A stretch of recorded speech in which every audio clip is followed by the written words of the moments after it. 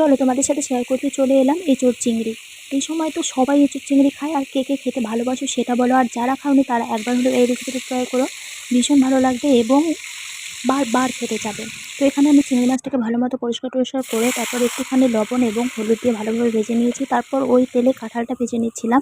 আমি এখানে কাঁঠালটাকে কিন্তু কুচি কুচি করে কেটে হলুদ এবং লবণ দিয়ে সিদ্ধ করে নিয়েছিলাম। ভালো মতো সিদ্ধ করে নেওয়ার পর তারপরেই ভেজে নিয়েছি। আর আমি এখানে দুটো মতো আলুও দিয়েছি, আলুটা আগেই ভেজে রেখেছি, ভিডিও করা হয়নি। তারপরে কড়াই বসিয়ে দিয়েছি, কড়াই বসিয়ে দিয়ে তেল দিয়ে তারপরে সেখানে একটুখানি ফোড়ন দিয়ে পেঁয়াজ কুচি দিয়ে দিয়েছি।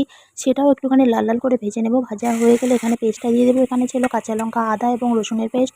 সেটা দিয়ে ভালো মতো একটুখানি নেড়েচেড়ে ভেজে নেব। ভেজে নেওয়ার পর এখানে দিয়ে দিয়েছিলাম হলুদ, জিরে গুঁড়ো, লঙ্কা গুঁড়ো এবং লবণ পরিমাণ মতো যতটুকু প্রয়োজন। দিয়ে ভালোভাবে এটাকে কষিয়ে নেব। কষাটাও যখন হয়ে যাবে তখন দেখবে মশলা থেকে তেল ছেড়ে যাবে। যখন তেলটা ছেড়ে যাবে ঠিক তখনই তোমরা দিয়ে দেবে কাঁঠালটাকে দিয়ে তারপর 2-3টে মতো কষিয়ে নেবে। এখানে আমি কষিয়ে নেওয়ার পর তারপরে দিয়ে দিয়েছিলাম আলুগুলো আমি আগে ভেজে রেখেছিলাম বলেছিলাম, যেটা ভিডিও করতে আমি একদমই ভুলে গেছি।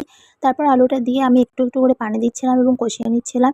2-3টে কষিয়ে নেওয়ার পর তারপরে দিয়ে দিয়েছিলাম এখানে ভাজা চিংড়ি মাছগুলো, যেগুলো আমি আগে ভেজে রেখেছিলাম।